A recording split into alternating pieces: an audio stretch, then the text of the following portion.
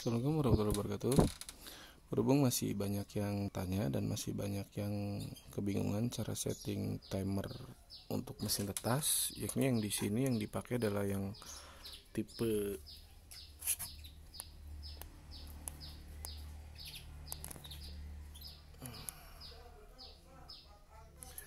DH. Ini DH48SS, tapi nggak bisa tadi di zoom, jelek kayaknya ini kameranya. Nah, untuk yang tipe ini sendiri sebenarnya dulu beredar banyaknya itu yang merek Omron, tapi sebenarnya dari Omron sendiri kalau kita cek registernya nggak ada yang ori, susah banget. Ini kasusnya sama kayak dinamo Siemens yang beredar tuh susah yang ori. Tapi kalau untuk Omron ini saya pernah ngecek di webnya sendiri, dia nggak ngeluarin produk ini ya. Jadi kalau ada orang yang bilang ori atau apa, kayaknya bohong. Apalagi yang beredar di marketplace di Indonesia itu semuanya rata-rata Cina produknya. Tapi nggak ada masalah sih, karena yang kayak gini ini berarti mesin ini udah 2 tahun lebih running,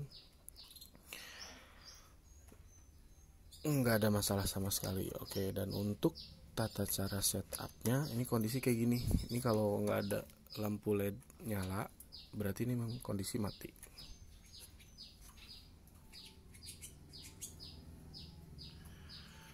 Kondisi mati. Nah, kalau begini tuh ada angka ini nyala. Tadi angkanya cepat geraknya, langsung 1, 4, 5, 6. Nah, ini karena settingannya kita lagi pakai detik.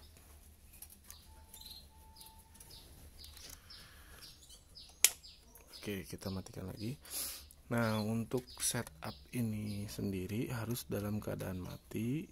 Nah, ini kenapa bisa 18, di sini 4S. Nah, ini sebenarnya ini 4, kalau dalam kondisi running itu 4 jam. Ini 4 jam, runningnya 18 detik. Nah, ini kenapa dirubah jadi ke S? Kita lagi mau buat ngecek. Nah, karena kan ini jedanya sebentar tuh. Nah, 4 detik, jadi kita bisa langsung lihat pergerakan si raknya ini.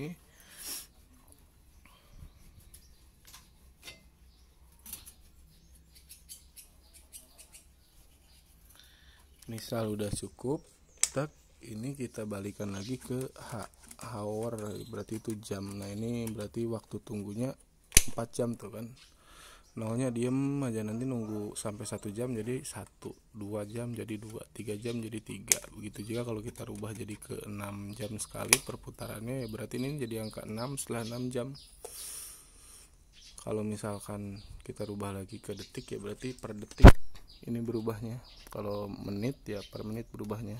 Berhubung ini buat mesin tetas, jadi pakainya waktu tunggunya yang sebelah sini nih kanan lah, ini anggap aja kanan nih, sebelah sini ini kiri.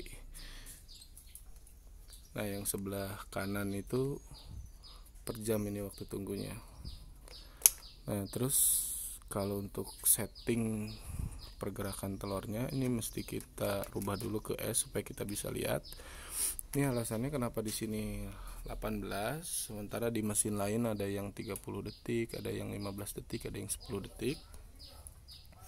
Itu tergantung ke sini. Nah, ini panjang stick pemutar dinamonya ini muter kan, dinamo ini muter. Terus, nah, untuk memutarkan telur, kalau saya sih hitung-hitungannya mutar telur 45 derajat itu berapa. Tapi kalau ada teman-teman yang pengen diputar dari posisi atas ke bawah, berarti 180 derajat. Nah, kita tinggal taruh telur, amati untuk menghasilkan perputaran 80 derajat itu berapa detik. Nah, di sini saya cuma pakai 45 derajat, saya rasa udah cukup gitu. Selama ini memang seperti itu. Makanya di sini jatuh di angka 18 detik. Nah, kalau kita pengen putaran penuh misalkan dari sini, berarti muter ke kiri secara penuh 180 derajat. Nah, kita lihat dulu, kita coba di 20 detik ya. Nah, 20 detik itu seberapa gitu. Nah, jadi dari sini paling kanan, tek, tek. Nah ternyata untuk sampai habis ini dari kanan ke kiri ini, berarti kalau misalkan sampai habis itu,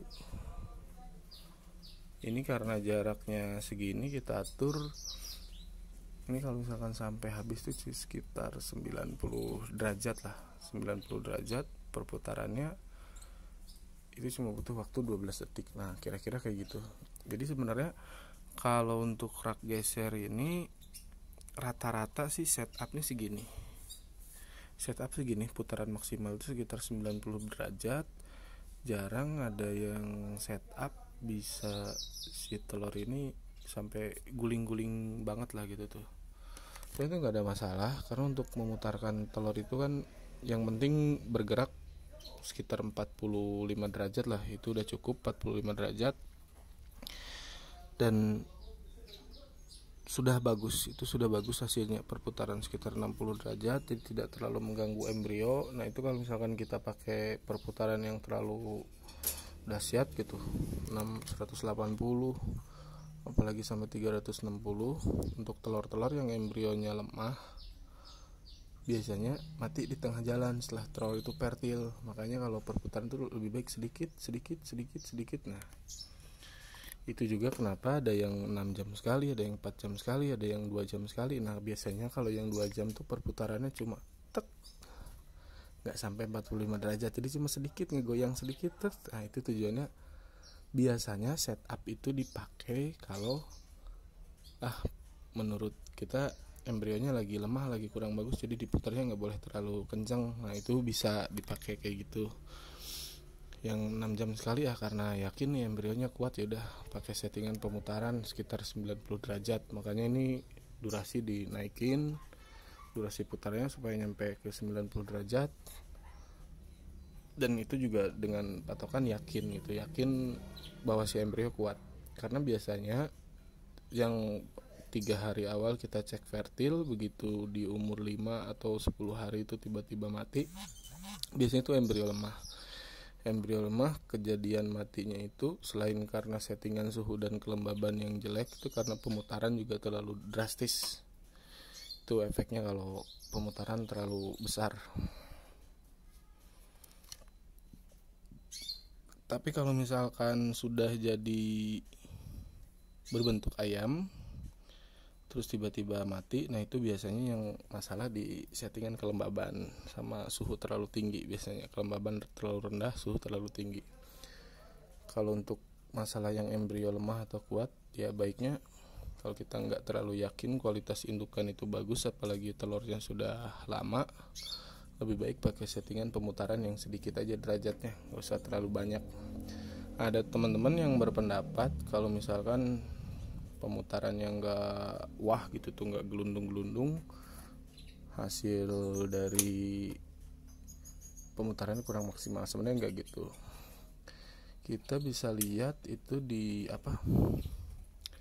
yang sistem rak ayun itu cuma gini dan itu dipakai pabrikan. Nah itu kalau teman-teman perhatikan itu cuma merubah sudut sekitar 45 derajatan lah sampai 90. Kalau sampai 90 derajat tuh jatuh telurnya. Atau rak yang apalagi ya sebenarnya yang jadi patokan kita itu sih rak ayun, karena rak ayun kan yang dipakai buat industri besar lah untuk peternakan ya. Dan itu pun mereka cuma mengandalkan 45 derajat, jadi telur yang tadinya posisi yang di atas ya tetap di atas. Jadi menggoyang itu sebenarnya buat, ada yang ngomong sih karena biar nggak lengket. Kalau saya sih setuju itu biar nggak lengket aja si telurnya itu ke kulit pelindung di dalamnya. Yang kalau yang harus putarannya sampai muter-muter banget tuh sangat berisiko. Nah ini terjadi biasanya di mesin-mesin yang dioperasikan secara manual. Nah yang manual itu kan biasanya diputar kayak gini nih, ekstrim muternya. Dan itu beberapa temen menemui kendala ketika kualitas indukan kurang bagus sehingga embrionya lemah.